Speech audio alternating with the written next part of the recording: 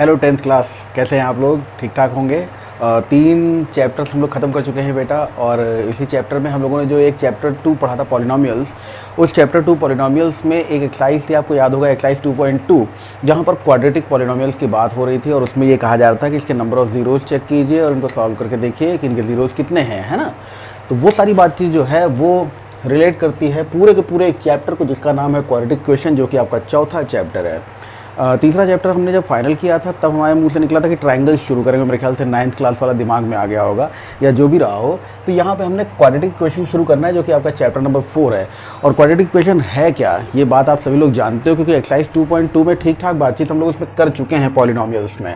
तो quadratic question की एक जनरल फॉर्म होती है, इसे हम लोग ax² + bx + c = 0 एक जनरल फॉर्म के नाम से जानते हैं।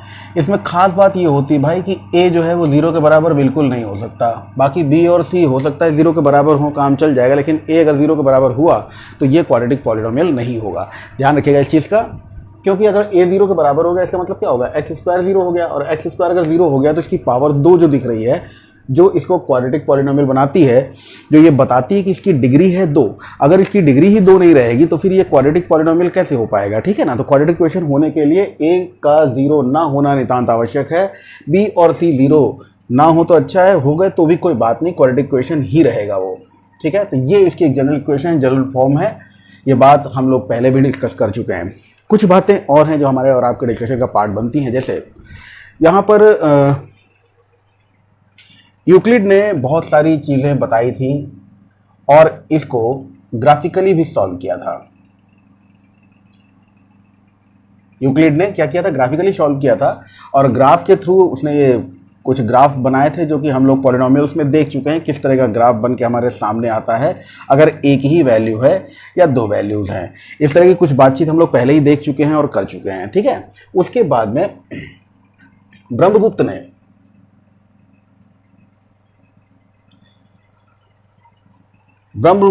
500 से 600 के बीच में इसको सॉल्व करने के लिए एक फॉर्मूला दिया था, ax² + bx = c। इस तरह का कुछ फॉर्मूला उसने बनाया था, जो कुछ मामलों में तो बहुत ही ज़्यादा ऑथेंटिक था। लेकिन फिर वो धीरे धीरे करके जब हम 1000 के पास पहुँचे, 1000 AD को क्रॉस किया, तब हमारे भारत के ही मैथमेटिशियन थे और उनका नाम था श्रीधराचार्य। श्रीधराचार्य जी ने कोई 1024 या 1025 के आसपास, श्रीधराचार्य जी जो थे हमारे मैथमेटिशियन, इंडियन मैथमेटिशियन, इन्होंने ax² + bx + c वाली जो इक्वेशन है इसकी जनरल फॉर्म ये बनाई और एक फॉर्मूला दिया, जिसे ब्रह्मगुप्त नहीं, भास्कर द्वितीय ने कहा क्वाड्रेटिक फॉर्मूला। क्या कहा? Quadratic formula. क्वाड्रेटिक फार्मूले के नाम से जो श्रीधराचार्य ने फॉर्मूला निकाला था, वो फॉर्मूला क्या था? वो फॉर्मूला था x = -b ± √b² - 4ac, जिसमें जो बीच वाली वैल्यू होती है b² - 4ac, इसको हम लोग डिस्क्रिमिनेंट के नाम से जानते हैं, डिवाइडेड बाई 2a। और इसके 0 के बराबर होने पर, 0 से छोटे होने पर या 0 से बड़े होने पर बहुत सारे रिजल्ट्स मिलते हैं। उन रिजल्ट्स को हम लोग पीछे देख चुके हैं, आगे फिर देखेंगे, ठीक है। इतना इंट्रोडक्शन आपके सामने है और इसी इंट्रो में हम 1-2 क्वेश्चंस ले लेते हैं आपके एग्जाम्पल से। एनसीईआरटी की एग्जाम्पल वाली बुक है, डिस्प्ले हो रहा होगा आपकी स्क्रीन पर कि John and Jeevanti together have 45 marbles, both of them lost 5 marbles each. तो जॉन और जीवंती के पास में कुल मिलाकर 45 मार्बल्स, 45 कंचे थे, कंचे कहते हैं ना मार्बल्स। तो मान लीजिए कि जॉन और जीवंती के पास में कुल मिलाकर x मार्बल्स थे। अगर हम कह दें कि जॉन और जीवंती के पास में कुल मिलाकर 45 मार्बल्स थे, अगर हमने कहा जॉन के पास में x मार्बल्स थे, तो इसका मतलब है जीवंती के पास में कितने हुए? जीवंती के पास में जो मार्बल्स हैं, नंबर ऑफ मार्बल्स, ये हो जाएंगे हमारे 45, यानी टोटल में से x कम, 45 कम। अब इसमें ये कहा गया है कि both of them lost 5 marbles each and the product of number of marbles they now have is 124। तो इन दोनों ने 5 मार्बल्स खो दिए। 5 खो दिए जॉन ने, तो जॉन के पास बचे x - 5, 5 खो दिए जीवंती ने, तो जीवंती के पास बचे 45 माइनस एक्स जो कि पहले से था उससे भी 5 कम, और इनका प्रोडक्ट बराबर है 124 के। ये दिया वो भी 124 जी, ये वैल्यू आपको दी हुई है। अब इसको अगर हम लोग सॉल्व करें तो क्या होगा भाई, x माइनस 5 यहाँ से हो गया 45 माइनस 5 यानी 40 माइनस एक्स इक्वल्स टू 124। ठीक, अब इसको सॉल्व कर लीजिए, x इंटू 40 यानी 40x minus X square minus 200 plus 5x, ये वैल्यू मिली और ये किसके इक्वल्स है 124 के। अब माइनस के एक्स स्क्वायर को और सब कुछ अगर हम लोग उधर लेके चले जाएं, 40x प्लस 5x तो हो गया 45x, तो आप देखोगे माइनस का एक्स स्क्वायर उधर जाके क्या बनेगा एक्स स्क्वायर, माइनस का 200 और 124 कितना हो गया, प्लस का 324, और 45 और 40 दोनों प्लस के हैं, प्लस होंगे लेकिन उधर जाके माइनस हो जाएंगे, माइनस का 45x इक्वल्स टू क्या है, अब उधर कुछ नहीं बचा ना, हम सब कुछ उधर भेज चुके हैं, तो क्या हो जाएगा 0। ये एक फॉर्मेट आपको दिखाई दे रहा होगा, और ये फॉर्मेट किसके इक्विवेलेंट दिखाई दे रहा है आपको, ax square plus B x plus C equals to 0 के बराबर दिखाई दे रहा है, और ये हमारी क्वाड्रेटिक इक्वेशन तैयार हो चुकी है। समझ में आया होगा क्वाड्रेटिक इक्वेशन कैसे फॉर्म करते हैं, कैसे फ्रेम करते हैं, और उसमें एसेंशियल क्या है। ये a यहाँ पर कोई भी कांस्टेंट आपको नहीं दिख रहा है, कोई कांस्टेंट ना दिखने का मतलब अगर एक्स स्क्वायर दिख रहा है तो ये 1 होगा, 1x स्क्वायर, समझ रहे हैं ना, 0 नहीं है। तो ये पूरी की पूरी इक्वेशन आपके सामने है, ax square plus B x plus C equals to 0 के फॉर्म में। चलिए एक और एग्जांपल देखिए, आपके सामने डिस्प्ले हो रहा है, और इस एग्जांपल के थ्रू अगर हम लोग आगे बढ़ें, कह रहा है a cottage industry produces a certain number of toys in a day. एक दिन में एक घरेलू उद्योग, कुटीर उद्योग कुछ खिलौने प्रोड्यूस करता है ना। The cost of production of each toy in rupees was found to be 55 minus the number of toys. तो अगर हम मान लें कि number of toys, let the number of toys be x, ठीक है, तो बोला जा रहा था production of each toy was found to be 55 minus number of toys. तो प्रोडक्शन कितना हुआ है, कितने रुपए का, 55 minus the number of toys, ये प्रोडक्शन हुआ। और इस तरह से बताया जा रहा है कि on particular day the total cost of production was rupees 750 यानी x, और 55 माइनस x, इतने खिलौने इतने रुपए के, इतने खिलौने इतने रुपए के, और टोटल प्रोडक्शन रुपए में कितना है 750। सॉल्व करिए इसको भाई, 55x minus X square is equal to 750, और एक और इकट्ठा कीजिए तो x square minus 55x plus 750 equals to 0, और ये भी क्वेश्चन बन गई। और ये किस फॉर्म में है, क्वाड्रेटिक फॉर्म में है, ax square plus B x plus C equals to 0। इतनी बातें बेटा आप सभी लोगों को समझ में आई होंगी, ये दो इक्वेशंस हमने बनाई हैं। आगे आपको समझ में आएगा यही दोनों एग्जांपल्स क्यों लिए और मैंने यही इक्वेशंस क्यों बनाई, है ना, उसको हम लोग आगे डिस्कस करेंगे क्यों ऐसा हुआ। फिलहाल ये इंट्रोडक्शन है और इतना काफ़ी है। अब एक्सरसाइज स्टार्ट करते हैं। एक्सरसाइज के लिए शुरू हो जाइए क्वेश्चन नंबर 1 से। मैं थोड़ी साफ सफाई कर लूँ यहाँ पे। लीजिए भाई, ये पहला क्वेश्चन आपका, और पहला ही क्वेश्चन आपका 8 पार्ट कंटेन करता है, और इसमें हमें कुछ नहीं करना है। ये क्वेश्चन जैसा लिखा हुआ है आपके सामने बता रहा है कि check whether the following are quadratic questions. आपको पता करना है कि ये क्वाड्रेटिक क्वेश्चंस हैं या नहीं है।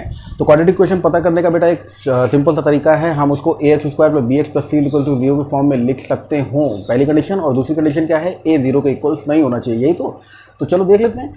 चेक कर लीजिए, यहाँ पर सबसे पहले जो दिया हुआ है x प्लस 1 का होल स्क्वायर। देखिए ये पहला क्वेश्चन है, तो फर्स्ट क्वेश्चन का आंसर आप निकालेंगे तो x प्लस 1 का होल स्क्वायर है। फॉर्मूला ओपन कीजिए, x प्लस 1 का होल स्क्वायर तो a square plus 2ab plus b square equals to 2, अंदर माइनस की अंदर मल्टीप्लाई कीजिए, 2x माइनस 2 3 6। ठीक है, ये वैल्यू जब आप सॉल्व करोगे क्या होगा, इस सबको इधर बुला लो, x स्क्वायर 2x और 2x कैंसिल हो जाएगा, plus 1 plus 6 is equals to 0। तो ये आप देख सकते हो कि a 1 है, b 0 है और c 7 है, और ax square plus B x plus C की फॉर्म में हम कन्वर्ट कर चुके हैं, इसलिए हम कहेंगे यस पहला वाला पार्ट क्वाड्रेटिक इक्वेशन है। यस पहला पार्ट जो है वो क्वाड्रेटिक इक्वेशन है। सेकंड पार्ट देखते हैं क्या कह रहा। सेकंड पार्ट में एक्स स्क्वायर माइनस 2x, तो x square minus 2x is equals to, minus का 2 अंदर मल्टीप्लाई कीजिए तो माइनस का 2 3 6, माइनस का 6 होगा, और माइनस 2 और माइनस x यानी प्लस का 2x होगा, और सब कुछ एक और बुला लीजिए तो हमको क्या मिला, एक्स स्क्वायर माइनस 2x और माइनस 2x यानी minus 4x plus 6 is equals to 0। Simple सी बात है। या फिर हमको A X square plus B x plus C is equals to 0 के साथ में कंपैरिजन करके मिला, a की वैल्यू 1, b की वैल्यू माइनस 4 और c की वैल्यू 6। हम कहेंगे yes it is a quadratic equation जहां a 0 के बराबर नहीं है, दिख रहा है साफ साफ।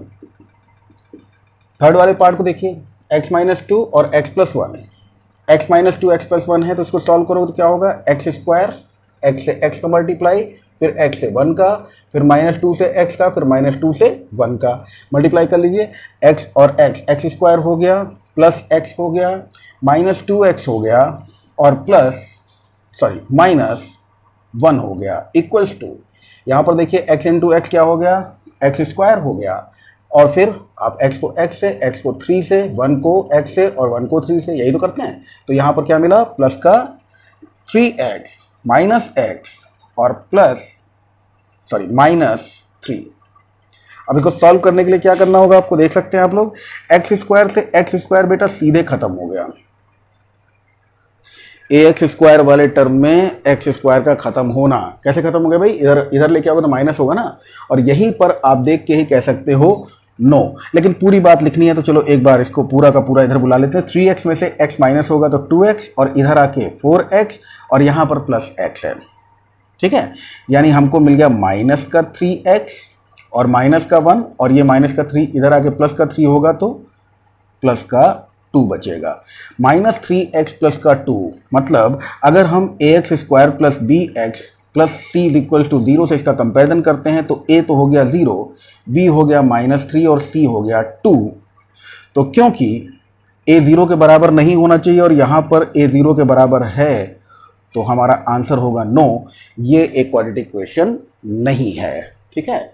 चलिए अगले पार्ट पे आइए जरा। अगला पार्ट है हमारा चौथा पार्ट। चौथे पार्ट में देखिए क्या करना है, चौथे पार्ट में वही करना है, x into 2x, x into 1, फिर माइनस 3 इंटू 2x और माइनस 3 इंटू 1 मल्टीप्लाई कर लीजिए तो x इंटू 2x की वैल्यू कितनी हो गई, 2x square, 2x square plus x minus 3 to the 6x और minus 3 equals to x square plus 5x, ठीक है। अब जरा इसको सॉल्व करिए आप, इसको जब आप सॉल्व करेंगे आगे बढ़ेंगे, 2x स्क्वायर इधर से x स्क्वायर आके माइनस हो जाएगा तो बचेगा क्या, x स्क्वायर, और ये प्लस का x माइनस का 6x यानी माइनस का 5x, और इधर से माइनस का 5x आ गया तो माइनस का 10x और माइनस 3 इक्वल टू 0। तो यस आपको दिखाई दे रहा होगा कि A X square plus B x plus C equal to 0 के साथ जब हम कंपेयर करेंगे तो a है 1, b है माइनस 10 और c है माइनस 3, तो हम कहेंगे जी हाँ ये एक क्वाड्रेटिक इक्वेशन है। समझ में आता जा रहा है ना, बिल्कुल ऐसे ही सिंपली सॉल्व करते जाइए और देखते जाइए। चलिए नेक्स्ट वाला देखिए, 2x को x से, 2x को माइनस 3 से, माइनस 1 को x से और माइनस x को 3 से, x को x से, x को 1 से, 5 को x से, 5 को माइनस 1 से, ऐसे मल्टीप्लिकेशन करते हैं हम लोग, कर लेते हैं। तो 2x इंटू एक्स हो गया 2x स्क्वायर, फिर माइनस का 3 टू द 6x, फिर माइनस 1 इंटू एक्स हो गया माइनस का x, और फिर माइनस 3 और माइनस 1 हो गया प्लस का 3 इक्वल्स टू, इधर आ जाओ, x square minus x plus, अब नीचे लिख देता हूँ इसके, प्लस 5x और माइनस का 5, ठीक है बेटा। इकट्ठा कर लो जरा, 2x स्क्वायर में से x स्क्वायर सब्ट्रैक्ट करोगे x स्क्वायर बचेगा, भाई प्लस का इधर आके माइनस हो रहा है, सब लोग समझ रहे हो इस चीज़ को, है ना। माइनस 6x और माइनस x हो गया माइनस का 7x, और प्लस का 5x और माइनस का x हो गया माइनस का 4x। देखो यहाँ पर बचेगा 4x प्लस का, इधर आके माइनस कर दिया मैंने, ठीक है। अब इधर क्या है, प्लस 3 पहले से है, माइनस का 5 और बुलाया तो वो प्लस का 5 हो गया, इक्वल्स टू में क्या बचा, कुछ नहीं यानी 0। तो आपको वैल्यू क्या मिल गई, x square minus 7 4 11x plus 5 3 8 बराबर 0। और जब हमने कंपेयर किया A X square plus B x plus C equals to 0 के साथ में, तो पता चल रहा है कि a की वैल्यू 1 है, b की वैल्यू -11 है और c की वैल्यू 8 है। तो हम कहेंगे यस जी ये है। ठीक है, तो यहाँ पे आपके हमने 5 पार्ट देख लिए। अब इसको मैं हटा देता हूँ, छठा सातवां आठवां पार्ट भी देख लेते हैं। तो अगला पार्ट है पार्ट नंबर 6। क्या कह रहा है, x² + 3x + 1 is equal to x - 2 का स्क्वायर। देखो कुछ बच्चे हमसे कंप्लेन कर रहे थे कि सर जो पावर लगी होती है दिखती नहीं। बेटा पावर नॉर्मल से छोटी लगाई ही जाती है, मैं क्या करूँ।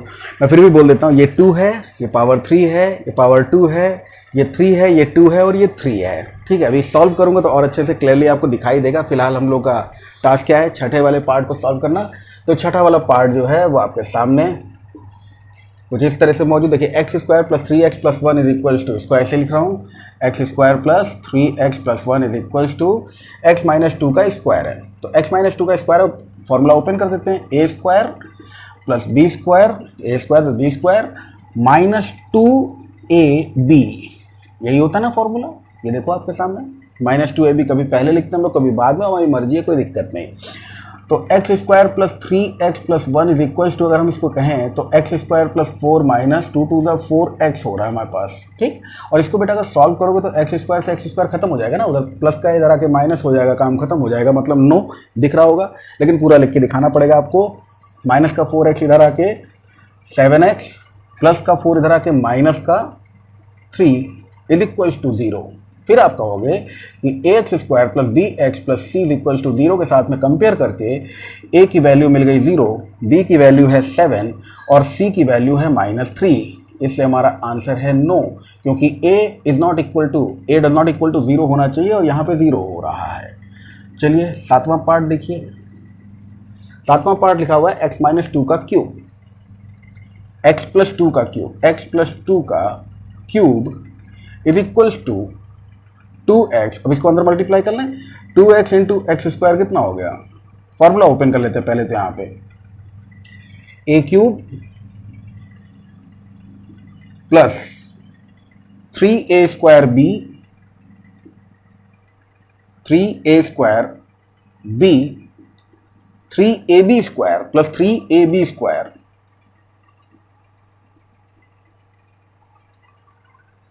3a² b 3ab² और प्लस b³ इक्वल्स टू, अब इसको अंदर मल्टीप्लाई कर लो, 2x × x² करोगे तो 2x³ -2x × 1 करोगे तो 2x। ठीक, इसको जब हम लोग सॉल्व कर रहे हैं तो देखिए क्या मिल रहा है हमको। हमें यहाँ पर जो वैल्यू मिल रही है वो है x³ + 3x², 3 × 2 = 6x² प्लस 2 × 2 = 4, देखिए 2 का स्क्वायर है ना, 4 हो गया, और 4 × 3 = 12x plus 8 is equal to 2 का क्यूब, 8 लिख दिया हमने, is equal to 2x³ - 2x। और ये सारा ताम झाम अगर आप इधर बुला लोगे तो आपको वैल्यू मिलेगी 2x³ और ये x³ है, यानी कि माइनस का x³। भाई ये 2x³ इधर आके माइनस होगा और x³ और -2x³ क्या बचेगा हमारे पास में, तो माइनस का x³। ठीक है, अब 6x² प्लस 12x और माइनस का 2x, ये हो गया 14x, ये माइनस इधर आके प्लस हो जाएगा, और प्लस 8 इज इक्वल टू 0। तो जब हम देख पा रहे हैं कि ये इक्वेशन, ये जो इक्वेशन आप देख रहे हो, ये जो इक्वेशन है, ये equation ax² plus bx plus c is equal to 0 इस फॉर्म में ही नहीं दिख रही है यार हम लोगों को। तो जब ये वाला फॉर्म ही नहीं दिख रहा है तो हमारा आंसर क्या हो जाएगा, नो। नहीं है भाई, ये क्वाड्रेटिक इक्वेशन नहीं है। ठीक, आ जाओ इस पे आ जाते हैं लास्ट वाले पार्ट पे। नो, लास्ट वाले पार्ट को देखो, यहीं पे हल कर लेते हैं, जगह कम है, इतनी में हो जाएगा। x³ - 4x² - x + 1 is equal to, यहाँ पे फॉर्मूला, तो चलो फॉर्मूला ओपन करते हैं, x³ - 4x², ये क्यूब है भाई, x³ - 4x² - x + 1 is equal to, ठीक है, फॉर्मूला खोलो, a³ - 3a² b plus 3a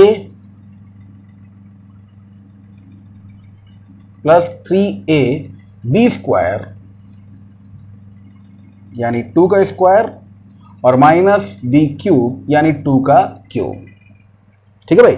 अब इस पे देखो क्या हुआ, x cube minus 4x² minus x plus 1 is equals to x cube minus 3 2 ज़ा 6x² प्लस 4, 2 का स्क्वायर यानी 4 3 ज़ा 12x माइनस 2 का क्यूब यानी 8।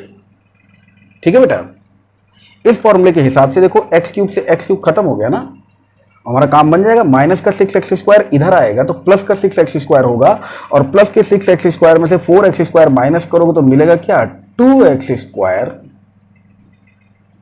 अब यहां माइनस x है, इधर से प्लस का 12x इधर आएगा तो ये भी माइनस हो जाएगा, यानी माइनस 13x प्लस 1 है, इधर से माइनस 8 इधर आएगा तो हो जाएगा प्लस का 9 इक्वल्स टू 0। इसको जब हम कंपेयर कर रहे हैं ax² plus bx plus c is equals to 0 के साथ में, तो पता चल रहा है कि a की वैल्यू 2 है, b की वैल्यू -13 और c की वैल्यू आ गई 9।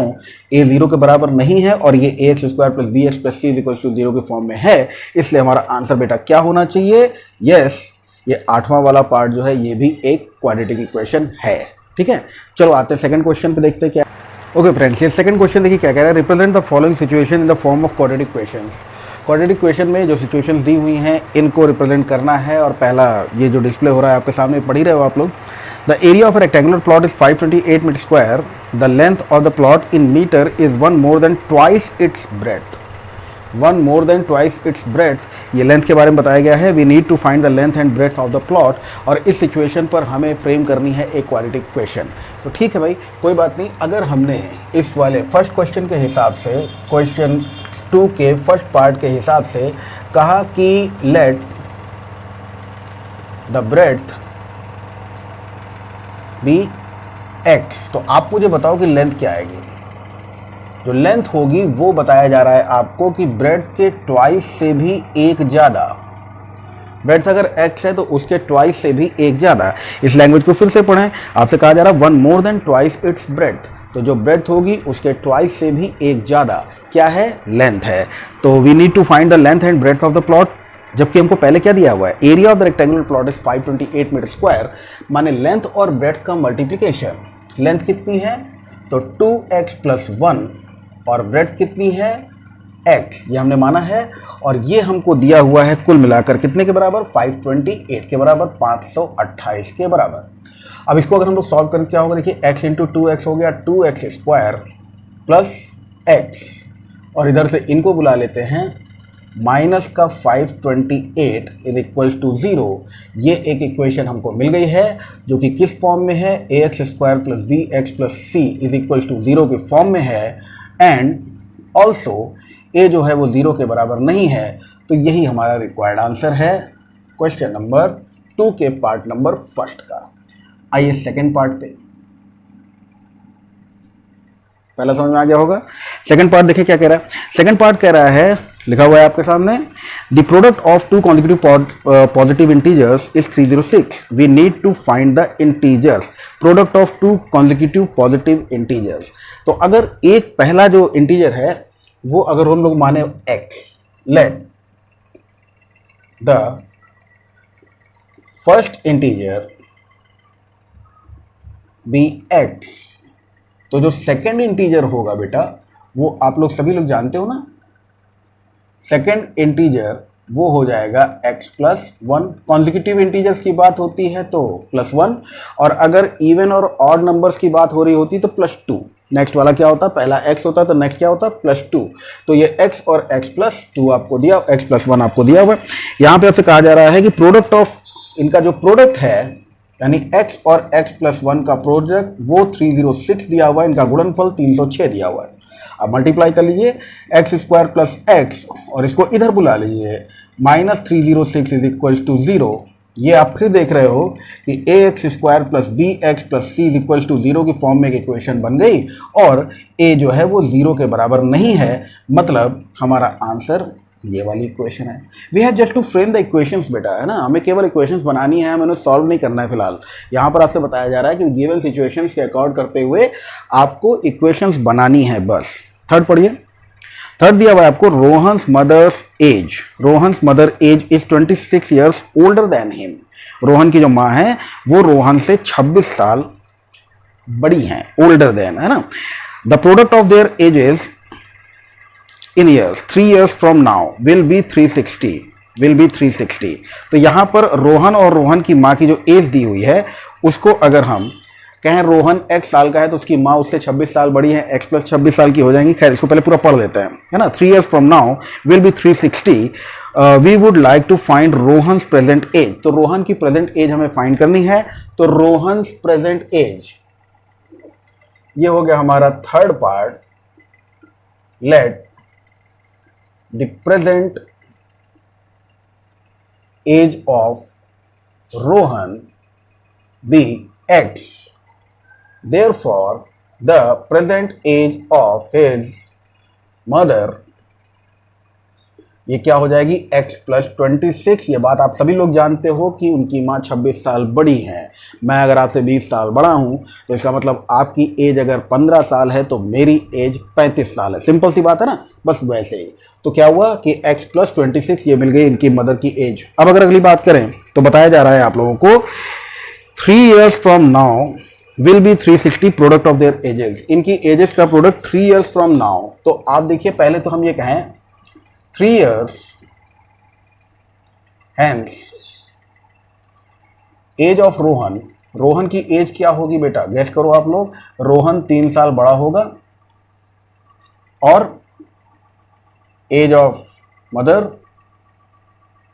मम्मी की एज ये भी 3 साल बड़ी हो जाएंगी, है ना। x + 26 से 3 साल बड़ी, यानी कि x + 29 ईयर्स की हो जाएंगे। ठीक है, तो 3 साल बाद इनकी एज का प्रोडक्ट यानी x + 3 और x + 29 अगर आप निकालोगे तो वो प्रोडक्ट आपको दिया हुआ है कितना, 360 दिया हुआ। ये कितना दिया हुआ है, 360 दिया हुआ है। तो चलो इसको सॉल्व कर लेते हैं। x × x हो गया x² + 29x + 3x + 29 × 3, 30 × 3 कर लो 90 होता है, तो इनकम कर लो 87 हो जाएगा, = 360 डिग्री। तो 29 और 3 यानी x² + 32, और इसको इधर बुला लो -32x माइनस, इसमें से बेटा 87 घटा लीजिए आप लोग। 60 तो सीधे सीधे चला गया, उसके अलावा 27 और जाएगा, तो 277 = 73 = 0। ठीक है, तो ये x² + 32x - 273 = 0, ax² + bx + c = 0 की फॉर्म में है, और a 0 के बराबर नहीं है। यही इक्वेशन हमारा आंसर बन रही है। ठीक है, तो ये हो गया थर्ड पार्ट। फोर्थ पार्ट के लिए बेटा जगह बना लेता हूं। तो यहीं पर क्वेश्चन 2 का पार्ट नंबर 4 पढ़िए जरा, क्या लिखा हुआ है, डिस्प्ले हो रहा होगा आपके सामने में। ये दिया हुआ है a train travels a distance of 480 kilometers at a uniform speed. If the speed had been 8 km/h less, then it would be taken 3 hours more to cover the same distance. We need to find the speed of the train. Let speed of the train be x. मान लेते हैं train की speed, let speed of the train be x. तो train की speed अगर आपने x मान ली है तो इसका मतलब ये हुआ कि उसको जो टाइम लग रहा होगा वो टाइम कितना लग रहा होगा, टाइम = होता है डिस्टेंस अपॉन स्पीड। ये मैं लिख दे रहा हूं यहां पे, टाइम = होता है डिस्टेंस अपॉन स्पीड। तो अगर टाइम = डिस्टेंस अपॉन स्पीड होता है तो आप देख सकते हो ना, डिस्टेंस कितना दिया हुआ था 480 किलोमीटर, स्पीड हमने कितनी मानी है x, तो टाइम लगता 480/x। बात सबको समझ में आ रही होगी, 480/x टाइम लगना चाहिए था। लेकिन हुआ क्या, हुआ ये कि speed had been 8 km/h less, then it would have been taken 3 hours more. तो 3 घंटे ज़्यादा लगे अगर ये जो स्पीड है ये 8 km/h कम हो जाए। यानी ये जो 480 किलोमीटर का डिस्टेंस है ये x की स्पीड से नहीं बल्कि इससे 8 कम, x से 8 कम की स्पीड से अगर ट्रेवल किया जाएगा तो जो टाइम लगेगा वो 480 / x - 8 होगा। ठीक है। तो 480 डिवाइडेड बाई x माइनस 8 ये टाइम लगेगा, और ये वाला जो टाइम है ये एक्चुअल टाइम यानी 480 डिवाइडेड बाई x से कितना ज़्यादा है, 3 ज़्यादा है, 3 घंटे ज़्यादा लगते हैं। इसको थोड़ा सा ध्यान से ज़रूर देख लेना। मैं देख लेता हूँ पूरी क्वेश्चन में 3 आवर्स दिया हुआ है, जी हाँ 3 आवर्स दिया हुआ है। तो कुछ इस तरह का सिस्टम आपके सामने आएगा। तो 480 डिवाइडेड बाई x माइनस 8, अगर स्पीड 8 किलोमीटर प्रति घंटा कम होगी तो टाइम ज़्यादा लगेगा, और टाइम कितना ज़्यादा लगेगा, 3 घंटे ज़्यादा लगेगा। किससे, जो यूजुअल टाइम लग रहा था उससे। अब इसे बेटा हमें सॉल्व करना है। क्रॉस मल्टीप्लाई कर लें, x इंटू 480, तो ये हो गया 480x minus 480 into X minus 8 divided by इन दोनों का प्रोडक्ट यानी x into X minus 8। Fractions में ये सारी चीज़ें मैंने बता रखी हैं बेटा। अगली बात देखो क्या हुआ, ब्रैकेट ओपन करने पर 480x minus 480x plus plus हो गया ना, माइनस माइनस प्लस 480 इंटू 8, तो 8 8 64, 32 और 6 38, 3840 divided by x square minus 8x is equals to 3। ये तो खत्म हो गया भाई। 3 के अपॉन में 1 मान के अगर क्रॉस मल्टीप्लाई करोगे तो रिजल्ट मिलेगा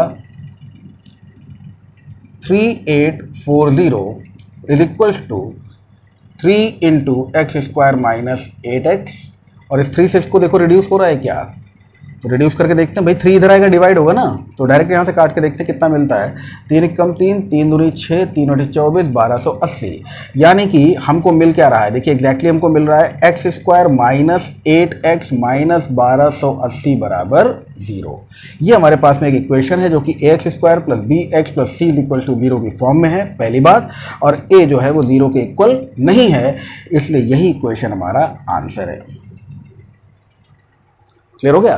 तो ये बेटा आपकी एक्सरसाइज थी, और एक्सरसाइज थी 4.1। 4.2 के साथ में जल्दी ही मैं अमित कुमार पाल आपसे फिर से मिलूंगा आपके अपने ही यूट्यूब चैनल पर, जिसका नाम है मैथ्स क्लासेस बाय अमित पाल सर। आज के लिए इतना ही रखते हैं, थैंक यू।